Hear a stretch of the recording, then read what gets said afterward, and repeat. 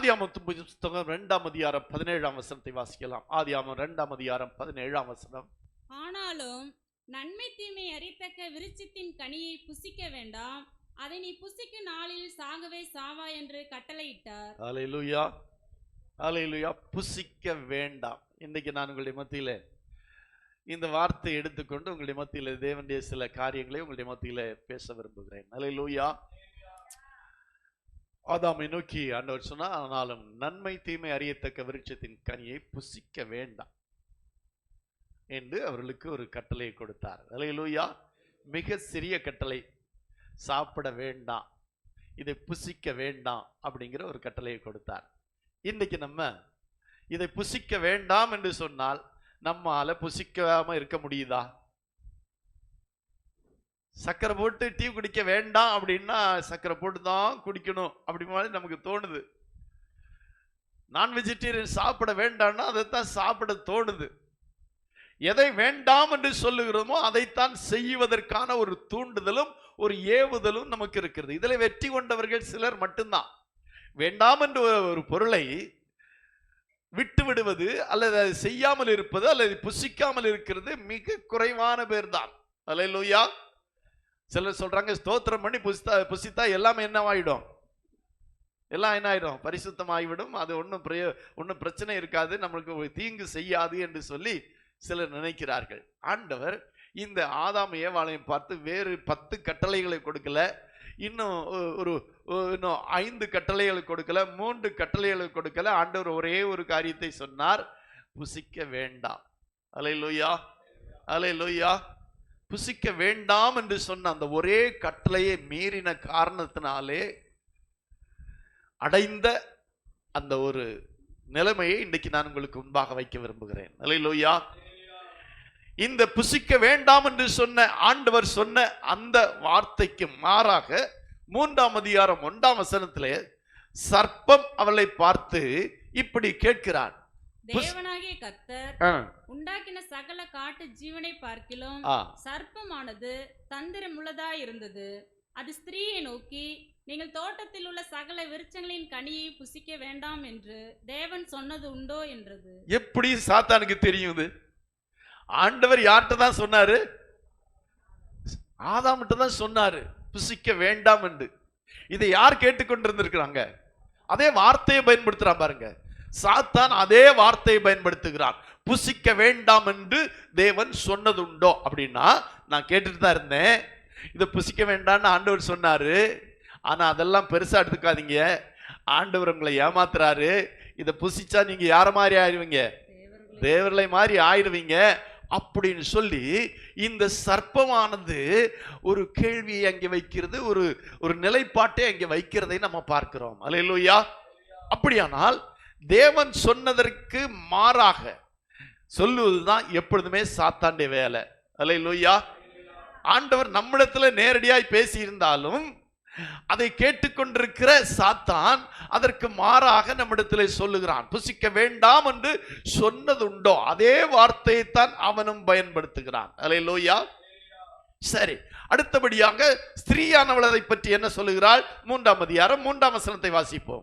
ஆனாலும் தோட்டத்தின் நடுவில் இருக்கிற விருட்சத்தின் கனியை குறித்து தேவன் நீங்கள் சாகாதபடிக்கு அதை புசிக்கவும் அதை தொடவும் வேண்டாம் என்று சொன்னார் என்றார். புசிக்கவும் அதை தொடவும் வேண்டாம் என்று சொன்னார் என்று சொன்னாள். அல்லேலூயா. இங்கேயும் ஏவாள் அதே சொல்லுகிறாள். அல்லேலூயா. என்னது? அதை புசிக்கவும் அதை தொடவும் வேண்டாம். கொஞ்சம் சேர்த்துட்டான். சரி, இருக்கட்டும், புசிக்க வேண்டாம் என்று சொன்னதாக இங்கே ஸ்திரீ சொல்லுகிறாள். அல்லேலூயா. இப்போ இவங்க எல்லாம் புசித்த பிறகு ஆண்டவர் தேவன் வருகிறார். அங்கே வந்து ஒரு கேள்வியை கேட்கிறார். 3ஆம் அதிகாரம் 11ஆம் வசனத்தை வாசிக்கலாம். அப்பொழுது அவர், நீ நிர்வாணி என்று உனக்கு அறிவித்தவன் யார்? புசிக்க வேண்டாம் என்று நான் உனக்கு விலக்கின விருட்சத்தின் கனியை புசித்தாயோ? புசிக்க வேண்டாம் என்று நான் உனக்கு விலக்கின விருட்சத்தின் கனியை புசித்தாயோ? எத்தனை முறை புசிக்க வேண்டாம் புசிக்க வேண்டாம் என்ற வார்த்தை இந்த ஆதியாகமத்தின் இந்த முதல் பகுதியிலே வருது பாருங்கள். மீண்டும் சொல்லுகிறார். 3ஆம் அதிகாரம் 17ஆம் வசனத்தை வாசிக்கலாம். பின்பு அவர் ஆதாமை நோக்கி, ஆ, நீ உன் மனைவியின் வார்த்தைக்கு செவி கொடுத்து ஆ, புசிக்க வேண்டாம் என்று நான் உனக்கு விலக்கின விருட்சத்தின் கனியை புசித்தபடியினாலே ஆ. பூமி உன் நிமித்தம் சபிக்கப்பட்டு இருக்கும். புசிக்க வேண்டாம் என்று நான் உனக்கு விலக்கின விருட்சத்தின் கனியை. அல்லேலூயா. ஆண்டவர் திரும்பமாக அதே வார்த்தையை பயன்படுத்துகிறார். அல்லேலூயா. அப்போ இங்கே எல்லாமே புசிக்க வேண்டாம் என்ற ஒரே வார்த்தையை பல முறை இந்த வேதத்தில் இங்கே சொல்லப்பட்டிருக்கிறது. அப்படியானால் ஆண்டவர் வேண்டாம், புசிக்க வேண்டாம் என்பது என்று சொன்னதை முக்கியத்துவப்படுத்தி யார் சொல்லுகிறார்? ஆண்டவர் சொல்லியிருக்கிறார், சர்ப்பம் சொல்லுகிறது, ஏவாள் சொல்லுகிறார், திரும்பவும் ஆண்டவர் அதே வார்த்தையை பயன்படுத்துகிறார். மிக மிக ரொம்ப எளிதான ஒரு காரியம், புசிக்க வேண்டாம், அவ்வளவுதான். ஆண்டவர் பெரிய ஒரு 10 பக்கம் கட்டளை எடுத்து கொடுக்கல, 10 கற்பனையை ஆண்டவர் கொடுக்கல. ஆண்டவர் சொன்னது ஒரே ஒரு காரியம்தான், புசிக்க வேண்டாம். அல்லேலூயா, அல்லேலூயா. அப்படியானால் ஆண்டவர் வேண்டாம் என்று சொன்னதை சாத்தான் வேண்டும் என்று சொல்லுவான்.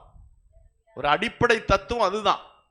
ஆண்டவர் எதை வேண்டும் என்று சொல்லுகிறாரோ அதற்கு எதிர்மாறாக சாத்தான் எப்பவும் சொல்லுவான், அது நல்லது, அது நல்லது, அதை புசித்தால் நல்லது, அதை செய்தால் நல்லது என்று சாத்தான் எப்பவுமே அதற்கு எதிர்மாறாக நம்மோடு பேசிக்கொண்டே இருப்பான். அல்லேலூயா. எத்தனை பேர் அதை தங்களுடைய வாழ்க்கையிலே அதை அனுபவித்திருக்கிறீர்கள், அதை கேட்டிருக்கிறீர்கள் என்று எனக்கு தெரியாது. ஆனால் இப்படித்தான் தேவனுடைய வார்த்தை ஒன்றை மட்டும், புசிக்க வேண்டாம் என்று சொன்ன ஒரே காரியத்தை இப்பொழுது சாத்தான் அதை செய்யும்படியாக, அதை செய்தால் நன்மை என்று சொல்லுகிறான். அல்லேலூயா. அது மாத்திரமல்ல, 3ஆம் அதிகாரம் 6ஆம் வசனத்திலே வாசிக்கும் போது அங்கே சொல்லப்பட்டிருக்கிறது, அப்பொழுது ஸ்திரீயானவள் அந்த விருட்ச புசிப்புக்கும் நல்லதும், தேவன் வேண்டாம் என்று சொன்னது நல்லதும், பார்வைக்கு இன்பமும், பார்வைக்கு இன்பமும், புத்தியை தெளிவிக்கிறதற்கு இச்சிக்கப்படத்தக்க இச்சையும் உண்டாக்குறதா இருந்தது. அல்லேலூயா. தேவன் வேண்டாம் என்று சொன்ன காரியம் எப்படியாக இருக்கும் என்று சொல்லப்பட்டிருக்கிறது. ஒன்று, அது இன்பமாயிரு, நன்றாயிரு, புசிப்புக்கு நன்றாயிருந்தது. அல்லேலூயா. தேவன் வேண்டாம் என்று சொல்லுகிற காரியங்கள் எல்லாம் நம்முடைய நாவுக்கும் நம்முடைய எண்ணத்திற்கும் நம்முடைய வாழ்க்கைக்கும் நன்றாய் தோன்றும். அல்லேலூயா. ஆண்டவர் வேண்டாம் தானே சொன்னாரு. இப்போ ஏவாள் அங்கே சொல்லப்பட்டிருக்கு, அந்த விருட்சம் புசிப்புக்கு நல்லது, அது புசிச்சா நல்லது, அது புசிக்கிறதுக்கு நல்லா இருக்குது, அது புசிக்கிறதுனால என்ன உண்டாகுது? பார்வைக்கு இன்பம் உண்டாகிறது, புத்தியை தெளிவிக்கிறதுக்கு இச்சை உண்டாக்குறது என்று சொல்லி அந்த கனியை குறித்து அங்கே சொல்லப்பட்டிருக்கிறது. அல்லேலூயா. ஒரு பேசிக் பிரின்சிபல் தான் நான் சொல்றேன். எப்படி தேவன் சொன்னதுக்கு மாறாக நம்முடைய வாழ்க்கையில தோன்றுகிறது என்றால், தேவன் ஒரு காரியத்தை வேண்டாம் என்று சொல்லும் போது அது நமக்கு நன்றாய் நல்லதாக தோன்றும். இரண்டாவதாக அது இன்பத்தை உண்டு பண்ணும். மூன்றாவது இச்சையை உண்டு பண்ணும். அல்லேலூயா. நீங்க நன்றா யோசித்து பாருங்க, ஆண்டவர் எந்த காரியத்தை வேண்டான்னு சொல்றாரோ இந்த 3 காரியங்களும் அதிலே அடங்கி இருக்கும். அது நம்முடைய பார்வையிலே அப்படி தோன்றும். ஆண்டவர் சொல்லுகிற வேண்டாம் என்று சொல்லுகிற காரியம் இந்த 3 காரியங்களிலுமே எப்படிப்பட்டதாக இருக்கும்? அது முதல்ல சொல்லப்பட்டிருக்கிறது, புசிப்புக்கு நல்லது, பார்வைக்கு இன்பம், புத்தியை தெளிவிக்கிறதுக்கு இச்சிக்கப்படத்தக்க விருட்சமாயிருக்கும் என்று வேதம் சொல்லி இருக்கிறது. அல்லேலூயா. அப்ப நம்ம ரொம்ப கவனமா இருக்கணும். நம்முடைய வாழ்க்கையில எதெல்லாம் நல்லதுன்னு தோணுதோ, எதெல்லாம் இன்பம் என்று நினைக்கிறோமோ, எதெல்லாம் இச்சை உண்டாக்குறதோ அதெல்லாம் தேவன் வேண்டாம் என்று சொன்னதாகத்தான் இருக்கும். அல்லேலூயா சொல்லுமா? அல்லேலூயா, அல்லேலூயா. நல்லா புரிந்து கொள்ளுங்க. எந்தெந்த காரியங்கள் நம்முடைய வாழ்க்கையிலே இப்படி நல்லாய் தோன்றுகிறதோ, அல்லது இன்பமாய் இருக்கிறதோ, அல்லது இச்சை உண்டாக்குறதோ, அது தேவன் வேண்டாம் என்று சொன்னதிலே கண்டிப்பாக இருக்கும். அல்லேலூயா, அல்லேலூயா. அப்படியான இப்படி எடுத்துக்கொள்ளும். ஒரு ட்ரெஸ் வாங்க போறோம், அந்த ட்ரெஸ் நம்முடைய பார்வைக்கு ரொம்ப நல்லா இருக்கு அப்படின்னா எப்படியா இருக்கும்? அது ஆண்டவர் வேண்டாம் என்று சொன்னதாகத்தான் இருக்கும். அப்படின்னா நல்ல ட்ரெஸ் போட வேண்டாமா அப்படின்னு கேட்டா நான் அதை சொல்லல. நல்ல ட்ரெஸ் போட வேண்டாம்னு சொல்லல.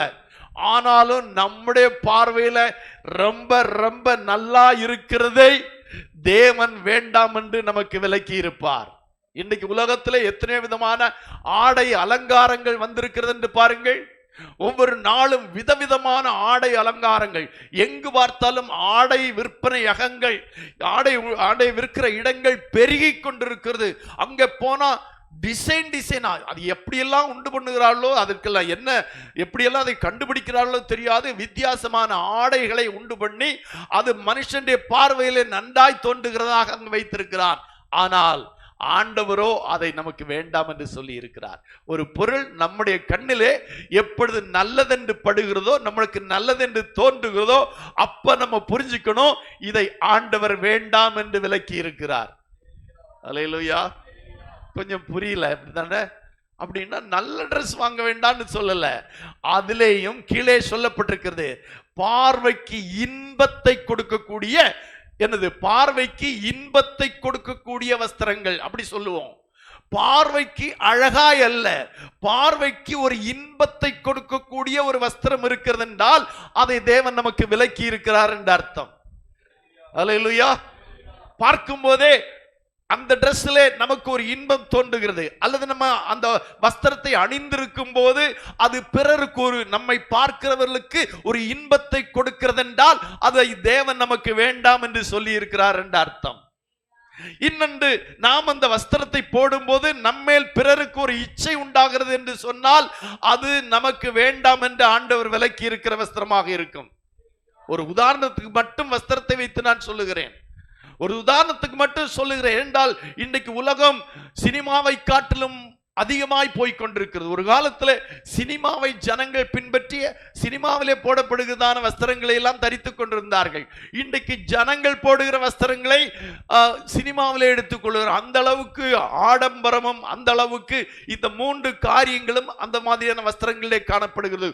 ஒன்று, நல்லது, அல்லேலூயா, ரொம்ப சூப்பர் அப்படின்னு சொல்றான். ஐயோ, அங்க ஒரு சுடிதார் பார்த்தோம் பாருங்க, ரொம்ப சூப்பர், ரொம்ப நல்லா இருந்துச்சு, எனக்கு வாங்கிடலாம் மாதிரி தான், அந்த கையில காசு இருந்தா வாங்கியிருப்பேன் அப்படின்னு நம்ம சொல்றோம். அல்லது ஒரு ஷர்ட்டா இருக்கட்டும், எதா இருக்கட்டும், பார்வைக்கு ரொம்ப நல்லது அப்படின்னு எது தோன்றுகிறதோ அதை ஆண்டவர் வேண்டாம் என்று சொன்னதாகத்தான் இருக்கும். 2வது, இன்பத்தை கொடுக்கக்கூடிய, பார்வைக்கே ஒரு இன்பம். 2வது, பார்வையில ஒரு இச்சை, அதை விட்டு நம்முடைய கண்ணை எடுக்க முடியல.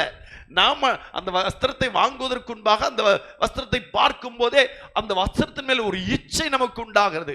அந்த வஸ்திரத்தை நாம் தரிக்கும் போது பிறருக்கு அதன் மேல் ஒரு இச்சை உண்டாகிற அளவுக்கு, நம்மேல் இச்சை உண்டு பண்ணுகிற அளவிற்கு அது நமக்கு இருக்கிறது என்றால் நன்றா புரிந்து கொள்ளுங்க, ஆண்டவர் அது நமக்கு வேண்டாம் என்று சொல்லுகிறார் என்ற அர்த்தம். அல்லேலூயா. தேவனுடைய பிள்ளைகள், விசேஷமாக வாலிபர்கள் ரொம்ப கவனமாக இந்த நாட்களிலே காணப்பட வேண்டியது அவசியமா இருக்கிறது. அல்லேலூயா. ரொம்ப ரொம்ப எச்சரிக்கையாக உங்களுடைய வஸ்திரங்களை நீங்கள் தெரிந்து கொள்ள வேண்டும். நீட்டா, அழகா, நல்ல விலையுயர்ந்த வஸ்திரங்களை கூட போடலாம், ஆனால் இந்த 3 காரியங்களும் அதிலே காணப்படக்கூடாது. அல்லேலூயா.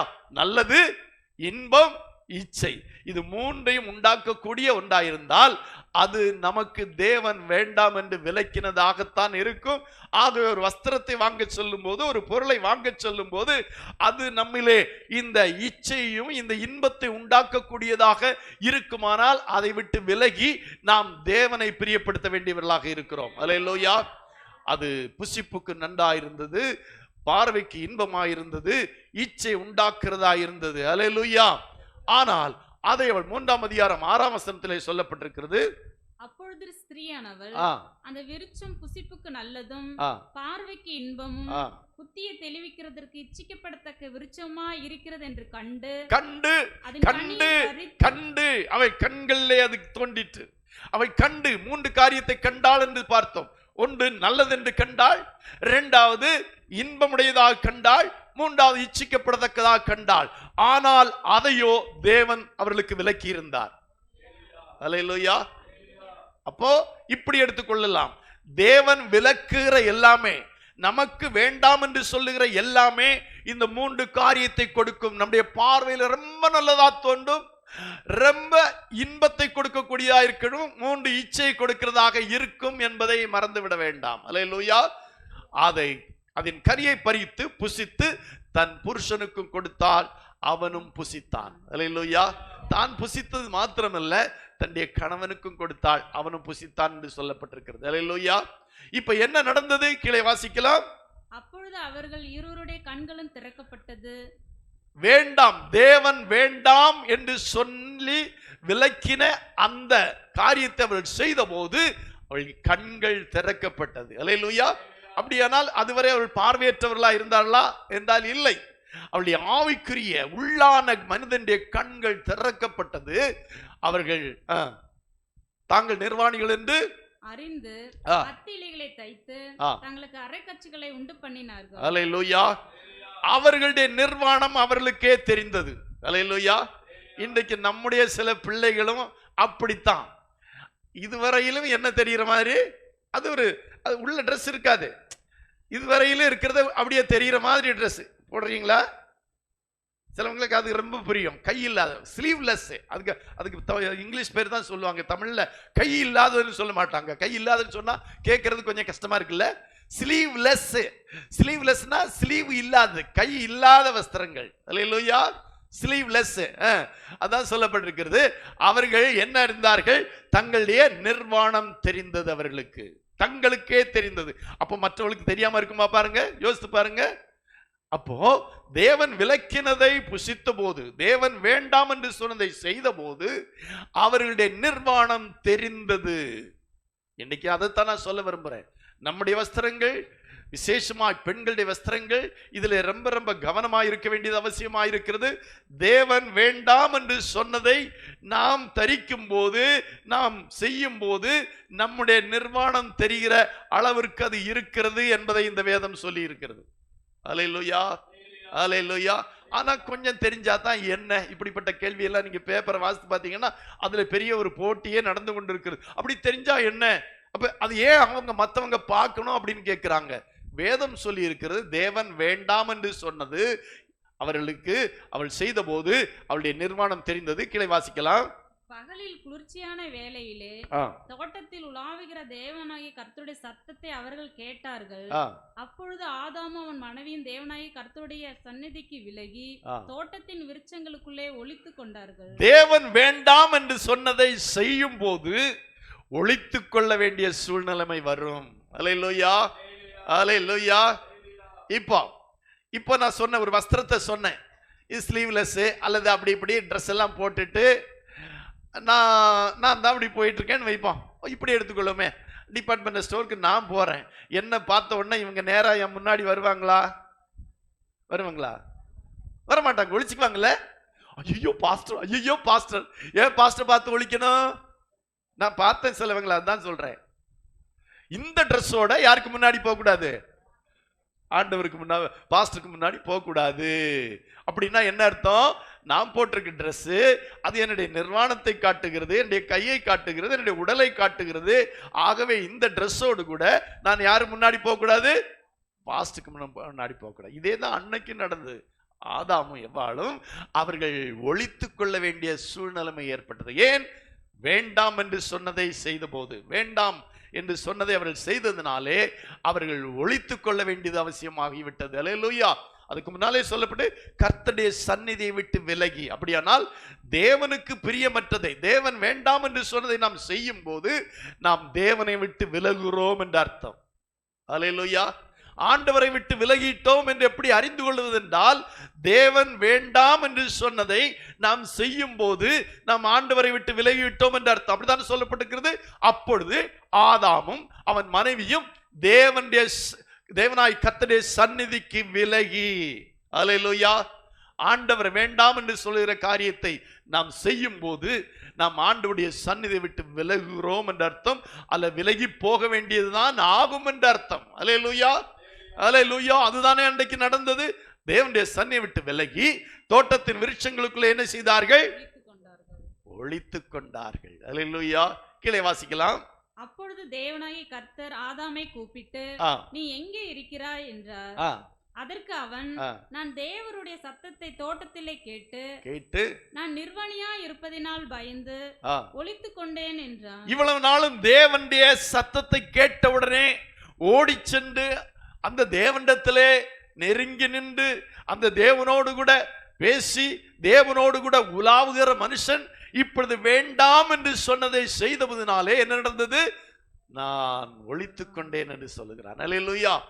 தேவனுடைய சத்தத்தை கேட்டு அவன் தேவனிடத்தில் போக முடியல.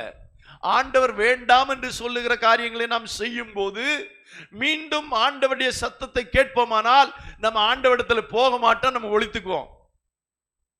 அல்லேலூயா. இது ஒரு ஆழமான சத்தியம், நிறைய பேருக்கு புரியுதில்லை. என்னவென்று சொன்னால் நீங்க பாருங்க, ஆண்டவர் புசிக்க வேண்டாம் என்று தான் சொன்னார். ஒரு சின்ன ஸ்மால் மேட்டர், புசிக்க வேண்டாங்கிறது ஒரு பெரிய விஷயமே இல்லை. எவ்வளோ ஏராளமான பழங்கள் இருக்கிறது, எவ்வளோ விதமான உணவு வகைகள் எல்லாம் இருக்கிறது, அதையெல்லாம் உண்டிருக்கலாம். ஆனால் தேவன் வேண்டாம் என்று சொன்ன அந்த ஒரு காரியத்தை செய்ததின் பின் விளைவுகளை நான் உங்களுக்கு சொல்லிக் கொண்டிருக்கிறேன். அந்த விளைவுகள் என்ன என்று சொல்லப்பட்டிருக்கிறது, நன்றாய் பாருங்கள் என்று சொல்லப்பட்டிருக்கிறது. தேவனை விட்டு விலகுகிறாள்.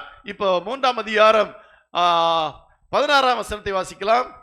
அவர் ஸ்திரீயை நோக்கி, நீ கர்ப்பவதியாய் இருக்கும்போது உன் வேதனையை மிகவும் பெருக பண்ணுவேன். வேண்டாம் என்று சொன்னதை செய்ததினாலே இப்பொழுது வேதனை.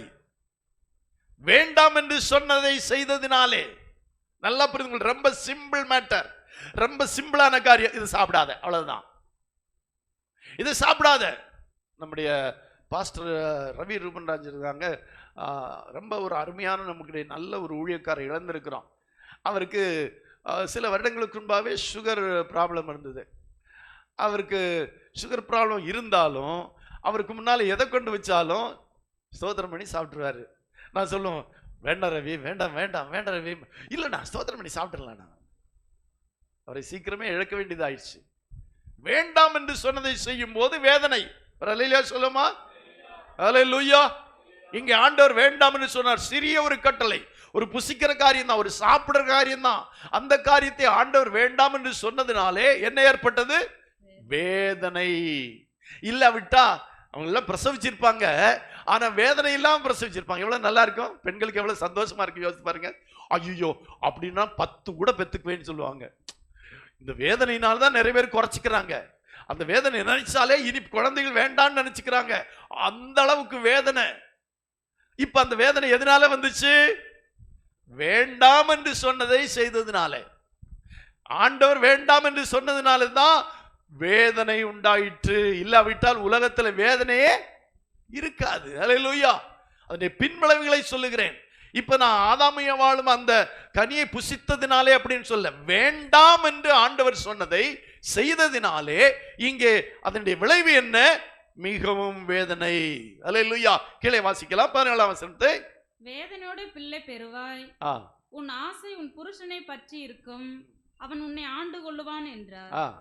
பின்பு அவர் ஆதாமை நோக்கி, நீ உன் மனைவியின் வார்த்தைக்கு செவி கொடுத்து புசிக்க வேண்டாம் என்று நான் உனக்கு விலக்கின விருட்சத்தின் கனியை புசித்தபடினாலே பூமி உன் நிமித்த சபிக்கப்பட்டு. பூமி, ஆண்டவர் வேண்டாம் என்று சொன்ன காரியத்தை ஒரு தனி மனிதன் செய்ததினாலே பூமி எப்படிப்பட்டதாகிவிட்டது?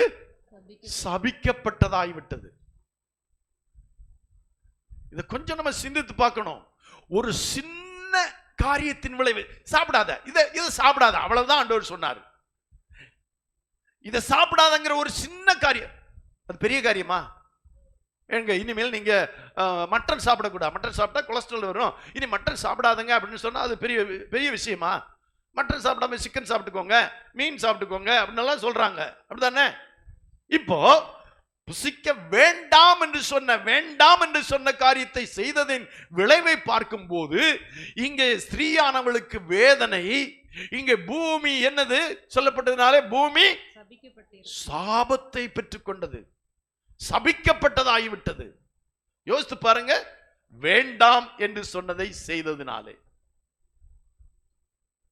ஆண்டவர் எந்த காரியத்தை நமக்கு வேண்டாம் என்று சொல்லுகிறாரோ அதை வேண்டாம் என்று சொல்லி ஒதுக்கி வைப்பது, அந்த வேண்டாம் என்று சொல்லி அதில் நிலைத்திருப்பது தான் சரியானது. ஆண்டவர் வேண்டாம் என்று சொல்லுகிற காரியங்களை நாம் செய்யும் போது அதன் விளைவுகள் பயங்கரமாயிருக்கும். அதுதான் இந்த காலையில் நான் உங்களுக்கு சொல்ல விரும்புகிறேன். எந்த காரியத்தை ஆண்டவர் உங்களிடத்தில் வேண்டாம் என்று சொல்லுகிறாரோ அந்த காரியத்தை, இது என்ன ரொம்ப சிம்பிள் தான், இதுல என்ன வந்துருச்சு, ரொம்ப சிம்பிளான காரியம் தானே, இதை செஞ்சா என்ன, இதை சாப்பிட்டா என்ன, இதை செஞ்சா இதை சொன்ன ஒரு ஜோக் சொன்னா என்ன, அல்லது ஒரு சின்ன காரியம் தானேன்னு யோசிக்கிறோம். வேண்டாம் என்று சொன்னதை செய்ததினாலே அதனுடைய பின் விளைவு பூமி முழுவதும் சாபம் உண்டாயிற்று. அல்லேலூயா, அல்லேலூயா. கீழே வாசிக்கலாம். நீ உயிரோடு இருக்கும் நாளெல்லாம் வருத்தத்தோட அதன் பலனை புசி. உயிரோடு இருக்கும் நாளெல்லாம் வருத்தத்தோட அதன் பலனை புசிப்பாய். உயிரோடு இருக்கும் நாளெல்லாம் வருத்தத்தோட அதன் பலனை புசிப்பாய் என்று சொல்றார். யோசித்து பாருங்க, ஒரு ஒரு ஜீவனுள்ள நாளெல்லாம், உயிரோடு இருக்கிற நாளெல்லாம், கொஞ்ச நாள். இப்ப பாருங்க, தண்டனை கொடுக்குறாங்க. ஒரு மந்திரிக்கு 2 வருஷம் தண்டனை கொடுத்தாங்க, ஒருத்தங்களுக்கு 3 வருஷம் கொடுத்தாங்க, சிலவங்களுக்கு ஆயுள் தண்டனை கொடுத்தாங்க. இப்போ யோசித்து பாருங்க, இங்க சொல்லப்பட்டிருக்கு உயிரோடு இருக்கும் நாளெல்லாம் வருத்தத்தை கொடுக்கக்கூடிய ஒன்று. அப்படிப்பட்ட ஒரு சாபத்தை மனுஷன் பெற்றுக்கொண்டதற்கு காரணம் என்ன? ஆண்டவர் வேண்டாம் என்று சொன்ன காரியத்தை செய்ததினாலே. அல்லேலூயா, அல்லேலூயா. புகை பிடிக்காதிருங்கள் என்று சொல்லுகிறார்கள். புகை பிடிக்காதிருங்கள், உங்களுக்கு கேன்சர் வரும்னு சொல்றாங்க. புகையை பிடித்தவர்களுக்கு என்ன வருகிறது? கேன்சர் வருது, வாழ்நாளெல்லாம் வேதனை. குடிக்க கூடாது என்று சொல்லுகிறார், குடிச்சா வாழ்நாளெல்லாம் வேதனை. ஆண்டவர் வேண்டாம் என்று சொல்லுகிற காரியங்களை செய்யும் போது வாழ்நாள் முழுவதும் அதன் வேதனையை அனுபவிக்க வேண்டியது இருக்கும் என்று இங்கே வேதம் சொல்லி இருக்கிறது. அடுத்த வசனத்தை வாசிக்கலாம். அது உனக்கு முள்ளும், அது உனக்கு முள்ளும் குறுக்கும் புலப்பிக்கும், குறுக்கும் முளைப்பிக்கும். பாருங்க, அதுவரை உலகத்துல முள்ளே இல்ல. எந்த காட்டுல வேணாலும் செருப்பு இல்லாம நடக்கலாம், எந்த இடத்துலயும் முள்ளே இல்ல.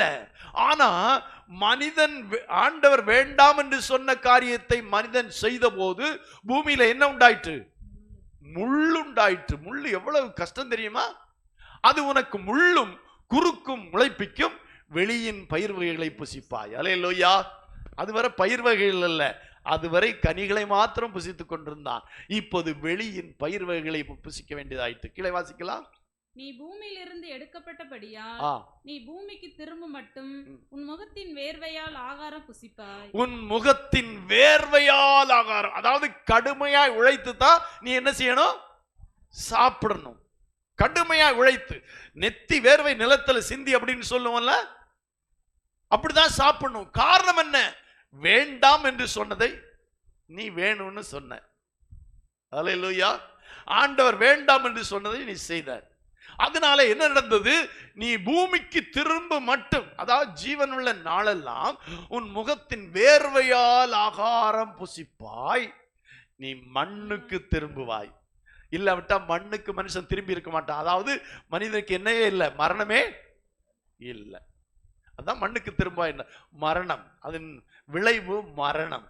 யோசித்து பாருங்க, வெரி சிம்பிள், ரொம்ப சிம்பிளான காரியம். என்னது? புசிக்க வேண்டாம். மிக எளிதான காரியத்தை ஆண்டவர் சொன்னார்.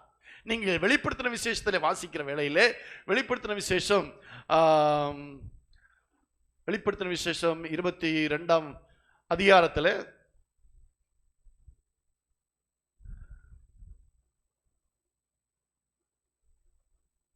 அங்கே சொல்லப்பட்டிருக்கிறது, அவனுக்கு ஜீவ விருட்சத்தின் கனியை புசிக்க கொடுப்பேன். அல்லேலூயா. ஜீவ விருட்சத்தின் கனியை புசிக்க கொடுப்பேன் என்று ஆண்டவர் சொன்னார். 2ஆம் அதிகாரம் 7ஆம் வசனத்தை சரி, ஆவியானவர் சபைகளுக்கு சொல்லுறதை காதுள்ளவன் கேட்கிறவர். ஜெயங்கொள்ளுகிறவனவனோ அவனுக்கு தேவனுடைய பரதேசின் மத்தியில் இருக்கிற ஜீவ விருட்சத்தின் கனியை புசிக்க கொடுப்பேன் என்று. ஏதேன் தோட்டத்தில் ஒரு ஜீவ விருட்சம் இருந்தது. அவன் ஜீவ விருட்சத்தை புசித்திருக்கலாம், அந்த ஜீவ விருட்சத்தின் கனியை அவன் புசித்திருக்கலாம். ஆனால் அதை புசியாமல் நன்மை தீமை அறியத்தக்க விருட்சத்தின் கனியை புசித்தபடினாலே அவன் ஜீவ விருட்சத்தின் கனியை புசிக்கிற அந்த சிலாக்கியத்தை இழந்தான். இப்பொழுது ஜெயங்கொண்டவர்களுக்கு ஆண்டவர் அந்த ஜீவ விருட்சத்தின் கனியை புசிக்க கொடுக்கிறார். அல்லேலூயா, அல்லேலூயா. ஏதேன் தோட்டத்தில் உள்ளதை கொஞ்சம் யோசித்து பாருங்க. ஆதியாகமத்தின் புஸ்தகம் எப்போ எழுதப்பட்டது? எத்தனை ஆயிரக்கணக்கான வருடங்களுக்கு முன்பாக எழுதப்பட்டது. இந்த வெளிப்படுத்தின விசேஷம் சில 100 வருடங்களுக்கு முன்பாக எழுதப்பட்டது. இப்பொழுது அது ரெண்டை யோசித்து பார்க்கும்போது அங்கே ஜீவவிருட்சத்தின் கனியை அவன் புசிக்க முடியாமல் அவன் அதை இழந்து போனான். இங்கே ஜீவவிருட்சத்தின் கனியை அவனுக்கு புசிக்க கொடுக்கிறார். அல்லேலூயா. இங்கே நான் உங்களுக்கு வெரி சிம்பிளாக சொல்ல விரும்புகிற காரியம் அதுதான். ஆண்டவர் சொல்லுகிற வேண்டாம் என்று சொல்லுகிற அந்த காரியத்தை நம்முடைய வாழ்க்கையில நாமும் வேண்டாம் என்று வைக்க வேண்டும். அல்லேலூயா, அல்லேலூயா. ஆண்டவர் வேண்டாம் என்று தடுக்கிற காரியங்களை நாமும் நம்முடைய வாழ்க்கையில என்ன செய்யக்கூடாது? செய்யவே கூடாது. அல்லேலூயா. செய்தால் அதன் விளைவுகள் பயங்கரம். இத்தனை விளைவுகளை நம்ம வாசித்தோம், அதெல்லாம் ஞாபகம் இருக்குதா உங்களுக்கு? இத்தனை விளைவுகளை நம்ம வாசித்தோம். அதை மீண்டும் ஒரு ஞாபகத்துக்கு கொண்டு வரலாமா? ஒன்று, என்ன உண்டாயிற்று? இங்கே சொல்லப்பட்டிருக்கிறது, அவளுடைய கண்கள் திறக்கப்பட்டது. அப்படிதான் சொல்லியிருக்கு 3ஆம் அதிகாரம் 6ஆம் வசனம். 3ஆம் அதிகாரம் 7ஆம் வசனத்திலே அவளுடைய நிர்வாணம் தெரிந்தது. 8ஆம் வசனத்திலே அவன் தேவ சந்நிதியை விட்டு விலகினான். 3ஆம் அதிகாரம் 16ஆம் வசனத்திலே மிகவும் வேதனை உண்டாயிற்று. 3ஆம் அதிகாரம் 17ஆம் வசனத்திலே வருத்தத்தோட பூமி உன் நிமித்தம் சபிக்கப்பட்டிருக்கும். 3ஆம் அதிகாரம் 18ஆம் வசனத்திலே அது முள்ளும் குறுக்கும் பிறப்பிக்கும். 19ஆம் அதிகாரம் வேர்வையால் உன் ஆகாரத்தை புசிப்பாய். 3ஆம் அதிகாரம் 19ஆம் வசனத்திலே மண்ணுக்கு திரும்புவாய், அதாவது மரித்து போவாய். மரணம் என்று சொல்லுகிறது. ஆண்டவர் வேண்டாம் என்று சொன்ன காரியத்தை செய்கிறதுனாலே ஏற்பட்டதுதான் மரணம். இதை புசிக்கும் நாளிலே நீ சாகவே சாவாய், அதுதான் மரணம். ஆண்டவர் வேண்டாம் என்று சொன்னதை நாம் செய்யும் போது நமக்கு மரணம் நேரிடுகிறது. அல்லேலூயா. அப்ப சுருக்கமாக சொல்ல போனால், ஆண்டவர் எதை வேண்டாம் என்று சொல்லுகிறார், மேபி a simple thing, இங்க போகாத, இதை செய்யாத, அப்படி பேசாத, ஒவ்வொரு சிறிய காரியத்தை தான் ஆண்டவர் சொல்ல. பெரிய காரியத்தையெல்லாம் ஆண்டவர் எங்கன்னு சொல்லதில்லை. அதான் ஒருத்தர் சொன்னார், பெரிய காரியத்தை எல்லாம் ஆண்டவர் செய்வார், நீ சின்ன காரியத்தை மாத்திரம் செய்ய. லாசருவை உயிரோடு எழுப்புறது மிகப்பெரிய காரியம். நீங்கள் லாசருவை உயிரோடு எழுப்புங்கள்னு ஆண்டவர் சொல்லல. அந்த கல்லறையில் இருக்கிற கல்லை புரட்டுங்கள், அவ்வளவுதான். நீங்களே புரட்டி வச்ச கல்லப்பா, அந்த கல்லை நீங்களே என்ன செஞ்சிருங்க, அவ்வளவுதான். Very simple. ஆண்டவர் சின்ன காரியத்தை நம்மை செய்ய சொல்லுகிறார், பெரிய காரியத்தை அவர் செய்வார். அல்லேலூயா. அப்போ சின்ன காரியத்தை வேண்டாம் என்று சொல்லுகிறார், புசிக்க வேண்டாம் என்று சொல்லுகிறார். அல்லேலூயா. அவைகளை நாம நம்முடைய வாழ்க்கையிலும் வேண்டாம் என்று நம்ம முடிவு செய்யணும். அல்லேலூயா. எந்தெந்த காரியங்களை ஆதியாகமத்தின் புத்தகத்திலே ஆதாமுக்கும் ஏவாளுக்கும் ஆண்டவர் அதை புசிக்க வேண்டாம் என்று சொன்னார். அதற்கு பின்வந்த சந்ததிகளுக்கு ஆண்டவர் விதமாக சொன்னார். யாத்ராகமத்தின் புத்தகம் 20ஆம் அதிகாரம் 3, 4, 5 வசனங்களை வாசிக்கலாம். யாத்ராகமம் 20ஆம் அதிகாரம் 3, 4, 5. என்னையன்றி உனக்கு வேறு தேவர்கள் உண்டாயிருக்க, என்னையன்றி உனக்கு வேறே தேவர்கள் உண்டாயிருக்க வேண்டாம். மேலே வானத்திலும் கீழே பூமியிலும் பூமியின் கீழ் தண்ணீரிலும் உண்டாயிருக்கிறவர்களுக்கு ஒப்பான ஒரு சொரூபத்தை ஆகிலும் யாதொரு விக்கிரத்தை ஆகிலும் நீ உனக்கு உண்டாக்க வேண்டாம். நீ அவைகளை நமஸ்கரிக்கவும் சேவிக்கவும் வேண்டாம். உன் தேவனாய் கர்த்தராய் இருக்கிற நான் எரிச்சல் உள்ள தேவனாய் இருந்து. போதும். இந்த இடத்துல எத்தனை இடத்துல வேண்டாம் என்று சொல்றாரு பாருங்க. வாசிக்கலாம். முதல்ல இந்த வசனம் பார்த்தோம். 3ஆம், வேறே தேவர்கள் உண்டாயிருக்க வேண்டாம். மேலே வானத்திலும் கீழே பூமியிலும் விக்கிரகத்தையாகிலும் நீ உனக்கு உண்டாக்க வேண்டாம். உன் தேவனாகிய கர்த்தராய் இருக்கிற நான் எரிச்சல் உள்ள தேவனாய், நீ அவைகளை நமஸ்கரிக்கவும் வேண்டாம். வேண்டாம் வேண்டாம் வேண்டானே சொல்றாரு. இந்த 3 காரியங்கள், 3 முக்கியமான காரியங்களை அவர் சொல்லி இருக்கிறார். அல்லேலூயா. என்னையன்றி உனக்கு வேற தேவர்கள் உண்டாயிருக்க வேண்டாம். நீ ஒரு விக்கிரகத்தை உண்டாக்க வேண்டாம். நீ அவளை நமஸ்கரிக்க வேண்டாம். அல்லேலூயா. இதெல்லாம் நம்ம செய்யறது இல்ல. ஒரு காலத்துல செஞ்சிட்டு இருந்தோம், ஒரு காலத்துல விக்கிரகத்தை வணங்கி கொண்டிருந்தோம். ஆனா இப்போ ஆண்டவர் வேண்டாம் என்று சொன்ன இந்த காரியத்தை விட்டுட்டோம். ஒரு அல்லேலூயா சொல்லுமா? எல்லாரும் விட்டுறீங்களா? வீட்டுல வச்சிருக்கீங்களா? நம்ம சபையில் உள்ளவங்க ஒருத்தங்க அந்த விக்கிரகத்தை வீட்டிலேயே வச்சுட்டே இருந்தாங்க. ஆர்சி பேக்ரவுண்டில் இருந்து ரட்சிக்கப்பட்டாங்க. நாங்களும் அதை சில வேளையில் மறைமுகமாக சொன்னோம், சில வேளையில் நேரடியாக சொன்னோம். அதனால என்னாச்சு பாஸ்டர், அது அப்படி பாஸ்டர் இப்படி பாஸ்டர்னு சொன்னாங்க. அல்லேலூயா, அல்லேலூயா. அதன் பலனை கடைசியில் அவங்களே அனுபவிக்க வேண்டியதாயிருச்சு. எந்த விதமான விக்கிரகத்தை ஆகிலும் நம்ம உண்டாக்கவோ நமஸ்கரிக்கவோ வணங்கவோ வேண்டாம் என்று வேதம் சொல்லி இருக்கிறது. ஆகவே இதிலே நம்ம உறுதியா இருக்க வேண்டும். ஆண்டவர் இந்த வேண்டாம் என்று சொன்ன 3 காரியங்கள், என்னை ஏந்தி உனக்கு வேற தேவர்கள் உண்டாயிருக்க வேண்டாம், விக்கிரகத்தை உண்டு பண்ண வேண்டாம், விக்கிரகத்தை நமஸ்கரிக்க வேண்டாம். இந்த வேண்டாம் என்று சொன்ன காரியத்தை நம்ம ஒரு காலம் செய்யக்கூடாது. செய்தால் இதனுடைய விளைவு அதை விட பயங்கரமா இருக்கும். ஆதாம் ஏவாளிடத்திலே அந்த புசிக்கிற காரியத்தினாலே உண்டான அந்த விளைவுகளை காட்டிலும் இதனுடைய விளைவுகள் பயங்கரமாக இருக்கும். இன்றைக்கு இருக்கிறதான முந்தைய நாட்களிலே கிறிஸ்துவை விசுவாசித்த, இயேசு விசுவாசித்த நாடுகள், பல நாடுகள் ஒன்றுமில்லாமல் போய்விட்டது. அதற்கு காரணமே அவர்கள் இந்த வேத வசனத்துக்கு மாறாக ஆண்டவர் வேண்டாம் என்று சொன்னார். அல்லேலூயா. என்னை எண்டி உனக்கு வேற தேவர்கள் உண்ட வேண்டாம் என்று சொன்னார். அவள் வேற தேவர்களை உண்டு பண்ணினார்கள். அல்லேலூயா. அதை போல விக்கிரங்களை உண்டு பண்ண வேண்டாம் என்று சொல்ல விக்கிரங்களை உண்டு பண்ணினார்கள், அவளை நமஸ்கரித்தார்கள். இன்றைக்கு அந்த தேசங்கள் எல்லாம் ஒன்றுமே இல்லாமல் போய் வாழவே வழி இல்லாதவர்களாக இருக்கிறார்கள். தேவன் வேண்டாம் என்று சொன்னதை மனிதன் செய்யும் போது அதனுடைய விளைவுகள் பயங்கரமாக இருக்க வேண்டும். அல்லேலூயா. யாத்ராகமத்தின் புத்தகம் 34ஆம் அதிகாரம் 14 வசனத்தில் விதமாய் சொல்லி இருக்கிறது. 14ஆம் வசனத்திலே அந்நிய தேவர்களை நீ கர்த்தருடைய நாமம் எரிச்சல் உள்ளவர் என்பது அவர் எரிச்சல் உள்ள தேவனே ஆகையால் அந்நிய தேவனை நீ பணிந்து கொள்ள வேண்டாம். அந்நிய தேவனை நீ பணிந்து கொள்ள வேண்டாம்.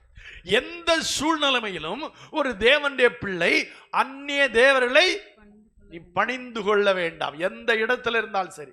நம்ம சில வேளை டூரிஸ்டுக்கெல்லாம் டூரிஸ்ட் சொல்றோம், சில இடங்களெல்லாம் சுத்தி பார்க்கறதுக்கு போறோம். அங்க ஒரு கோயில் இருக்கு, அந்த கோயில் எப்படின்னு பார்க்க போறோம். பார்க்க போற இடத்துல கூட அதை நீ என்ன செய்யக்கூடாது, பணிந்து கொள்ளக்கூடாது. அல்லேலூயா. அதையெல்லாம் நம்ம பார்க்க வேண்டாம், அது இன்னொரு பக்கம் இருக்கட்டும்.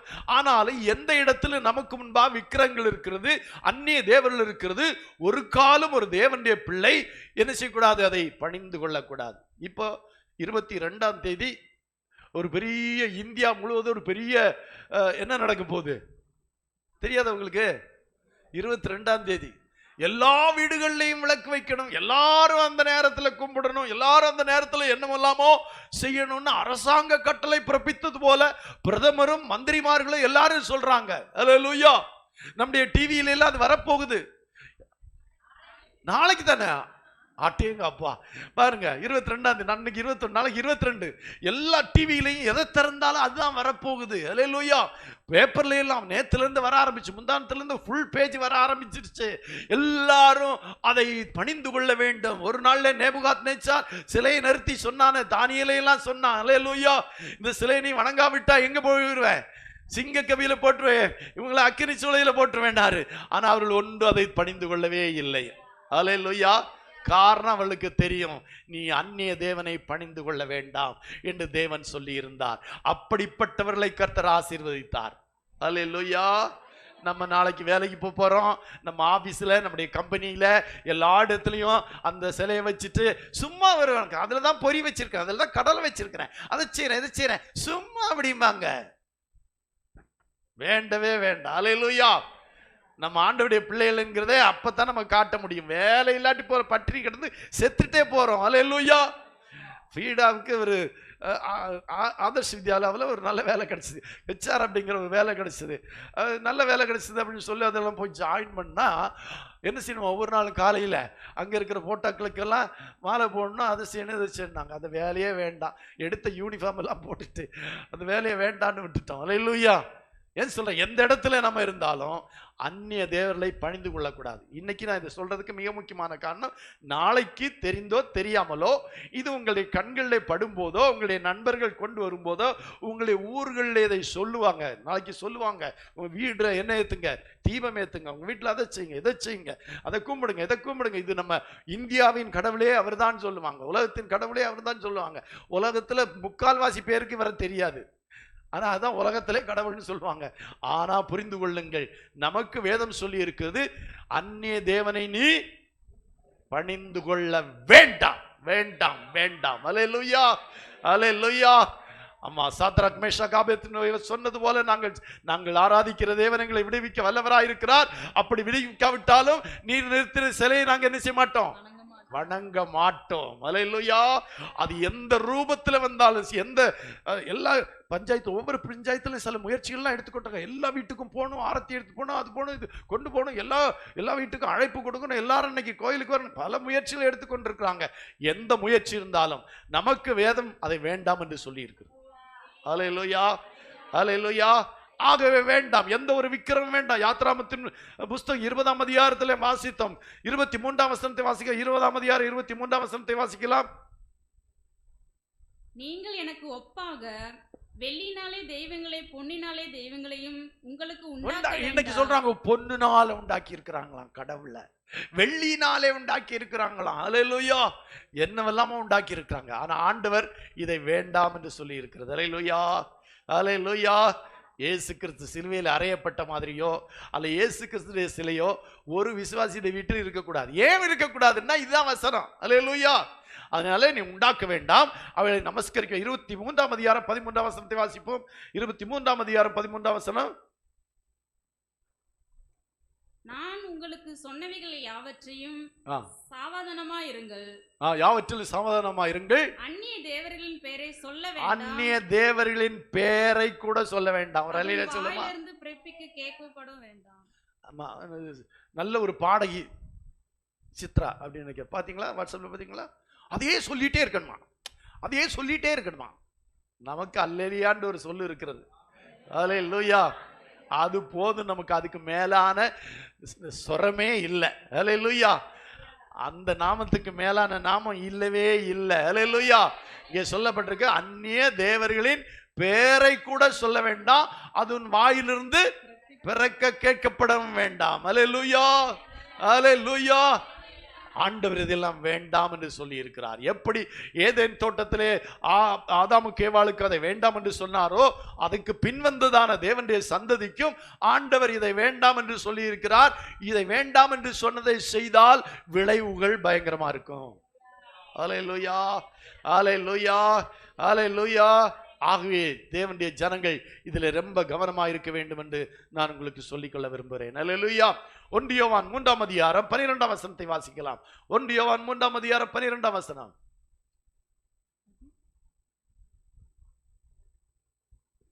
என் சகோதரரே, அதான் பொல்லாங்கனால் உண்டாயிருந்து தன் சகோதரனை கொலை செய்த காயினை போல் இருக்க வேண்டாம். அல்லேலூயா. புதிய ஏற்பாட்டு ஜனங்களுக்கு ஆண்டவர் சொல்லி இருக்கிறது என்னவென்றால், பொல்லாங்கனால் உண்டாயிருந்து தன் சகோதரனை கொலை செய்த காயினை போல் இருக்க வேண்டாம். அல்லேலூயா. தன் கிரியைகள் பொல்லாதவர்களும் தன் சகோதரனுடைய கிரியைகள் நீதி உள்ளவளுமா இருந்ததினாலே தானே அப்படின்னு சொல்றாரு. அல்லேலூயா. அப்படியான என்ன, சகோதரர்களை பகைக்க வேண்டாம், அவ்வளவுதான் அதனுடைய முடிவு. அல்லேலூயா. எந்த ஒரு சகோதரனையும் நம்ம என்ன செய்யக்கூடாது, பகைக்கவே கூடாது. அவன் நம்மை பகைத்தா கூட நாம அவன் என்ன செய்யக்கூடாது, பகைக்க கூடாது. அப்படி பகைத்தால் நாம் யாரு, காயின், தன்னுடைய சகோதரனை கொலை செய்த காயின். அல்லேலூயா. அங்கே ஏதேன் தோட்டத்திலே ஆதாம் ஏவாள் இருக்கும்போது ஒன்றைத்தான் வேண்டாம் என்று சொல்லி இருக்கிறார். அதற்கு பிறகு பழைய ஏற்பாட்டிலும் புதிய ஏற்பாட்டிலும் ஆண்டவர் அநேக காரியங்களை வேண்டாம் என்று சொல்லி இருக்கிறார். அல்லேலூயா. அதிலே முக்கியமான ஒன்று இங்கே சொல்லப்பட்டிருக்கிறது, காயினை போல் இருக்க வேண்டாம். ஏனென்றால் அவன் தன்னுடைய சகோதரனை கொலை செய்தான். அந்த கொலை எப்படி உண்டாயிற்று? முதல்ல ஒரு சின்ன கோபம், இரண்டாவது ஒரு எரிச்சல், மூன்றாவது அவன் மேல ஒரு வைராக்கியம், கொண்டு போட்டு விட்டான். அல்லேலூயா. ஒவ்வொரு தேவனுடைய பிள்ளைகளும் மனதிலே கொள்ள வேண்டியது, எந்த சகோதரனையும் எந்த சகோதரியையும் எந்த காரணத்தை கொண்டும் நம்முடைய உள்ளத்திலே பகையோ விரோதமோ வருத்தமோ கசப்போ உண்டாகக்கூடாது. அது வேண்டாம் என்று ஆண்டவர் சொல்லுகிறார். அல்லேலூயா. அதுக்கு மீறி நாம செய்தோம்னா காயின் தான் நாம. அல்லேலூயா. அவனை குறித்து, காயினை குறித்து எப்படி சொல்லப்பட்டிருக்கிறது, தன் சகோதரனை கொலை செய்த காயின். அவனுக்கு ஒரு அடைமொழி, டாக்டர் என்ஜினியர் மாதிரி அவனுக்கு ஒரு அடைமொழி சொல்லப்பட்டிருக்கிறது, தன் சகோதரனை கொலை செய்த காயின். அவன் கொலை செய்தான். அப்படி நம்ம இருக்க வேண்டாம் சொல்லப்பட்டிருக்கிறது. நம்ம ஒருவேளை கொலை செய்யாம இருக்கலாம், ஆனா இந்த கொலைக்கு முன்னால அவனுக்குள்ள என்ன வந்தது, அவனை குறித்த ஒரு என்ன பகை, அவனை குறித்த ஒரு வெறுப்பு, அவனை குறித்த ஒரு கசப்பு அவனுடைய உள்ளத்தில் உண்டாகி அந்த கசப்பானது அவனை கொலை செய்ய வைத்தது. அல்லேலூயா. ஒவ்வொரு தேவனுடைய பிள்ளைகளும் மனதில் கொள்ளுங்க, இந்த உலகத்துல நம்ம யாரையும் பகைக்க கூடாது, யாரையும் வெறுக்க கூடாது, யாரை குறித்த கசப்பும் நம்முடைய மனதில் இருக்கவே கூடாது. அப்படி இருந்தா நம்ம காயினை போன்றவர்கள், காயினுக்கு நடந்தது போல நம்முடைய வாழ்க்கையிலும் நடக்கும். அல்லேலூயா, அல்லேலூயா. புதிய ஏற்பாட்டு ஜனங்களுக்கு ஆண்டவர் இன்னொரு காரியத்தை சொல்லியிருக்க வேண்டாம் என்று. எபேசியர் 4ஆம் அதிகாரம் 29ஆம் வசனத்தை வாசிக்கலாம். எபேசியர் 4:29. கெட்ட வார்த்தை ஒன்று உங்கள் வாயிலிருந்து புறப்பட வேண்டாம். கெட்ட வார்த்தை ஒன்றும் உங்கள் வாயிலிருந்து புறப்பட வேண்டாம். அல்லேலூயா. ஆதாமி அவளுக்கு பரவாயில்ல, ஒன்னே ஒண்ணுதான் சொல்லியிருந்தாரு, நமக்கு நிறைய வேண்டான்னு சொல்லி இருக்கிறாரு. அல்லேலூயா. ஆண்டவர் தெரிஞ்சிட்டாரு, அவங்ககிட்ட ஒரே ஒரு காரியத்தை தான் வேண்டான்னு சொன்னேன், அதை அவங்க எரிசிட்டாங்க, மீறிட்டாங்க. இந்த ஜனங்களுக்கு வேண்டான்ங்கிற காரியத்தை எல்லாம் விளக்கமா சொல்லிடலாம் அப்படிங்கிறாரு. காயினை போல இருக்க வேண்டாம். அல்லேலூயா. இங்கே சொல்றாரு, கெட்ட வார்த்தை ஒன்றும் உங்கள் வாயிலிருந்து புறப்பட வேண்டாம். ஒரு தேவனுடைய பிள்ளைகளுடைய வாயிலிருந்தும் கெட்ட வார்த்தைகள் என்றால் மோசமா பேசுற வார்த்தைகள் அல்ல, பிறரை புண்படுத்துகிற வார்த்தைகள், பிறரை வேதனைப்படுத்துகிற வார்த்தைகள், பிறருக்கு அருவருப்பாய் தோன்றுகிற வார்த்தைகள், கனமற்ற வார்த்தைகள், கனவீனமான வார்த்தைகள், பேச வேண்டியதற்கு மாறான வார்த்தைகள் பேசவே கூடாதுதான் கெட்ட வார்த்தை. அல்லேலூயா. நமக்கு கெட்ட வார்த்தைன்னா வேற எப்படியோ தோணுது. கெட்ட வார்த்தைன்னா அது கேட்கவே பிடிக்காத வார்த்தை, மோசமான வார்த்தைகள் நினைக்கிறோம். கீழே வாசிக்கும் சொல்லு, பக்தி விருத்திக்கு ஏதுவான வார்த்தை உண்டானால் அதே கேட்கிறவர்களுக்கு பிரயோஜனம் உண்டாகும். அப்படின்னா பிரயோஜனமற்ற எந்த வார்த்தை உங்கள் வாயிலிருந்து புறப்பட வேண்டாம். ஐயோ, அப்படின்னா நம்ம ஜனங்கள் பேசுறதுக்கு ஒண்ணுமே இருக்காதே. அல்லேலூயா. ஆண்டவர் சொல்றாரு, கெட்ட வார்த்தை உங்கள் வாயிலிருந்து புறப்படவே வேண்டாம். அல்லேலூயா, அல்லேலூயா. அடுத்தபடியாக மத்தேயு சுவிசேஷம் 6ஆம் அதிகாரம் 5ஆம் வசனத்திலே வாசிக்கும் போது, மத்தேயு 6:5 சொல்லப்பட்டிருக்கிறது, நீ ஜெபம் பண்ணும்போது மாயக்காரரை போல் இருக்க வேண்டாம். மாயக்காரரை போல் இருக்க வேண்டாம். அல்லேலூயா. மாயக்காரர் என்ன செய்கிறார்கள்? இங்கே கீழே சொல்லப்பட்டிருக்கிறது, காணும்படியாக அவர்கள் ஜெப ஆலயங்களிலும் வீதிகளிலும் சந்துகளிலும் நின்று ஜெபம் பண்ண விரும்புகிறார்கள். அவர்கள் தங்கள் பலனை அடைந்து தீர்ந்ததென்று மெய்யாகவே உங்களுக்கு சொல்லுகிறேன். அதாவது ஜெபம் பண்ணுகிறது பிறருக்கு தெரிய வேண்டாம், அவ்வளவுதான். சுருக்கமா சொன்னா, நாம் ஜெபம் பண்ணுகிறது வேறு யாருக்கும் தெரிய வேண்டாம். மனுஷர் காணும்படியாக ஜபாலயங்களிலும் வீதிகளிலும் சந்திகளில் நின்று ஜெபம் பண்ண விரும்புகிறார்கள். அவர்கள் தங்கள் பலனை அடைந்து என்று மெய்யாகவே உங்களுக்கு சொல்லுகிறேன். அல்லேலூயா, அல்லேலூயா. அப்படியானால் நாம் ஜெபம் பண்ணுகிறது பிறருக்கு தெரிய வேண்டாம். உன் அறை வீட்டு கதவை பூட்டிக் கொண்டு அப்படியே உட்கார்ந்து ஜெபம் பண்ணு. ஒரு அல்லேலூயா சொல்லுமா. அல்லேலூயா, அல்லேலூயா. கடைசியாக மத்தேயு சுவிசேஷம் 5ஆம் அதிகாரம் 39ஆம் வசனத்தை வாசிக்கலாம். மத்தேயு 5:39. நான் உங்களுக்கு சொல்லுகிறேன், தீமையோட எதிர்த்து நிற்க வேண்டாம். தீமையோட எந்த தீமை நடந்தாலும் அந்த தீமைக்கு நம்ம எதிர்த்து நிற்க கூடாது. சொல்லுமா. அது ஒருவர் நம்மை பேசுவதாக இருக்கலாம், ஒருவர் நம்மை அடிப்பதா இருக்கலாம், ஒருவர் நம்மை திட்டுவதா இருக்கலாம், ஒருவர் நமக்கு விரோதமான தீங்கு செய்வதா இருக்கலாம். எதுவானாலும் அதற்கு ஒரு காலம் நம்ம என்ன செய்யக்கூடாது? எதிர்த்து நிற்க கூடாது. அல்லேலூயா. தீமையை நன்மையால் வெல்லுங்கள் என்று வேதம் சொல்லி இருக்கு. நல்லது என்ன? பேசாம இருக்கிறது. ஒண்ணுமே சொல்ல வேண்டாம். அடிச்சா அடிச்சுட்டு போறாங்க, திட்டினா திட்டிட்டு போறாங்க, சொன்னா சொல்லிட்டு போறாங்க, அவங்க செஞ்சா செஞ்சுட்டு போறாங்க. என் தேவன் எல்லா தீமையும் நன்மையாக மாற்றுவார். அவன் என்னமோ பண்ணிட்டு போறான். அல்லேலூயா சொல்லுமா. எந்த தீமையும் எதிர்த்து நிற்க வேண்டாம். அல்லேலூயா. நான் ஏன் இன்னைக்கு முதல்ல அந்த காரியத்தை சொன்னேன்னா, வேண்டாம் என்று சொன்ன ஒரே காரியத்தை செய்தது நிமித்தமாக எத்தனை பின்விளைவுகள் ஏற்பட்டது அப்படின்னு அந்த ஆதியாகமம் 3ஆம் அதிகாரத்துல ஏராளமான காரியங்கள் சொல்லப்பட்டிருக்கிறது. புசிக்க வேண்டாம்னு சொன்ன ஒரே வேண்டாம், புசிக்கங்கிறத விட்டுருவோம். வேண்டாம் என்று சொன்ன காரியத்தை அவர்கள் வேண்டும் என்றார்கள், வேண்டாம் என்று சொன்ன காரியத்தை அவர்கள் செய்தார்கள். அதன் பின்விளைவுகள் ரொம்ப ரொம்ப காலாகாலத்திற்கும் வாழ்க்கை முழுவதற்குமாக அது பெரும் வேதனையாகவும் பெரும் பிரச்சனையாக ஆகிவிட்டது. இப்ப ஆண்டவர் நம்ம கிட்ட எந்த காரியத்தை வேண்டாம் என்று சொல்லுகிறாரோ அதை வேண்டாம் என்று விட்டுவிட்டு உறுதியாக இருப்போமானால் கர்த்தர் நம்மை ஆசீர்வதிப்பார். ஒரு முடிவு செய்து கொள்ளுங்கள். ஆண்டவர் எதையெல்லாம் வேண்டான்னு சொல்லி இருக்கிறாரோ அதை நம்மளும் வேண்டான்னு சொல்லணும். அது நம்முடைய பார்வைக்கு இன்பமா இருக்கலாம், நம்முடைய கண்களுக்கு அது என்ன சொல்லலாம். நம்முடைய முதல்ல என்ன பார்த்தோம்? கண்களுக்கு எப்படி இருந்தது? அப்படிதான் சொல்லப்பட்டது. ஆமா, அது கண்களுக்கு இன்பமா இருந்தது. அப்புறம் புசிப்புக்கு நல்லதா இருந்தது, பார்வைக்கு இச்சை உண்டாக்குறதா இருந்தது. ஆமாங்க, ஆண்டவர் எதையெல்லாம் வேண்டான்னு சொல்லியிருக்காரோ அதுல எல்லாம் இந்த 3 காரியமும் கண்டிப்பா இருக்கும், கண்டிப்பா இருக்கும். இந்த 3 காரியத்தையும் எதுலையாவது பார்த்தீங்கன்னு இப்ப ரொம்ப சூப்பர், ரொம்ப நல்லா இருக்கு, என்ன அட்ராக்டிவ், என்ன ஓ அப்படின்னு தோணிச்சுன்னா அது ஆண்டவர் நமக்கு வேண்டான்னு சொல்லியிருக்காருன்னு அர்த்தம். அல்லேலூயா. வஸ்திரத்தை மட்டும் சொன்னேன். வஸ்திரம் மட்டுமல்ல, வஸ்திரம் ரொம்ப முக்கியம். அது பெண்களுடைய காரியத்திலும் சரி, ஆண்களுடைய காரியத்திலும் சரி, வஸ்திரம் ரொம்ப முக்கியம். அதே மாதிரி தாங்க ஒவ்வொரு காரியமும். எதுவெல்லாம் ரொம்ப நம்மை கவர்ந்து இழுக்கிறதோ, இதெல்லாம் நம்மை அப்படியே ஒரு பார்த்தாலே ஒரு சந்தோஷம், பார்த்தாலே ஒரு இது, அப்புறம் அது ரொம்ப ஒரு நம்ம கண்ணை எடுக்க முடியல அதை வச்சு, அது அப்படின்னு எந்த காரியம் இருந்தாலும் அது தேவன் நமக்கு வேண்டாம் என்று சொல்லி இருக்கிறார் அர்த்தம். அதாவது ஆண்டவர் வேண்டாம் என்று சொன்ன காரியத்தில் இந்த 3 காரியமும் இருக்கும். அதுதான் அடையாளம். அதை நம்மளும் என்ன சொல்லணும்? வேண்டான்னு சொல்லணும். அல்லேலூயா, அல்லேலூயா. ஆண்டவர் எதை வேண்டாம் என்று சொல்லுகிறாரோ நானும் அதை வேண்டாம் என்று சொல்லுகிறேன். ஒரு அல்லேலூயா சொல்லுமா? அல்லேலூயா, அல்லேலூயா. ஏனென்றால் அதனுடைய விளைவுகள் ரொம்ப பயங்கரமா இருக்கும். கண்களை மூடி ஜெபிப்போமா? Thank you, Jesus.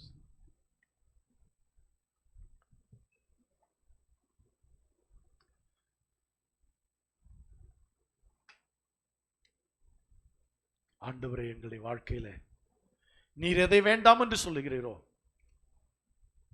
நாங்களும் அதை வேண்டாம் என்று சொல்ல எங்களுக்கு உதவி செய். அது எங்களுக்கு நல்லதாக தெரிந்தாலும், அது இன்பமாயிருந்தாலும், அது இச்சை உண்டு பண்ணக்கூடியதா இருந்தாலும், ஆண்டவரே அதை நாங்கள் வேண்டாம் என்று சொல்ல எங்களுக்கு உதவி செய். அதன் பின் விளைவுகளை நாங்கள் சந்திக்க முடியாது ஆண்டவரே. அது மிகப்பெரியமான பின் விளைவுகளை உண்டாக்கி இருக்கு. இனிமேல் ஆண்டவரே அதை வேண்டாம் என்று சொல்லுவாரோ அதை நான் வேண்டாம் என்று சொல்லுவேன் என்று ஒரு நல்ல முடிவை எடுத்துக்கொள்ளுங்கள். எங்களை மிகவும் அன்பாய் நேசிக்கிற எங்கள் நல்ல பிதாவே, உம்மை நாங்கள் நன்றியோடு துதிக்கிறோம். இந்த காலை வேளைக்காக உமக்கு நன்றி ஆண்டவரே. இந்த காலை வேளையிலே நீர் எங்களை நல்ல ஆராதனையில் நடத்தினீர்.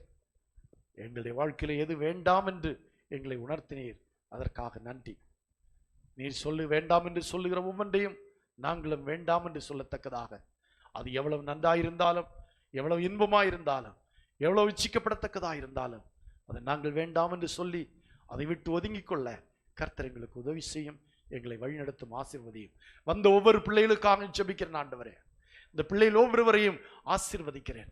தேவனுடைய ஆசீர்வதிக்கும் கரம் ஒவ்வொரு பிள்ளைகள் மேல் அமரட்டும். அவளுக்கு சமாதானத்தை கொடும், அவளுக்கு சந்தோஷத்தை கொடும், அவள் தேவைகளை சந்தியும், மீதமெடுக்க உதவி செய்வீராக.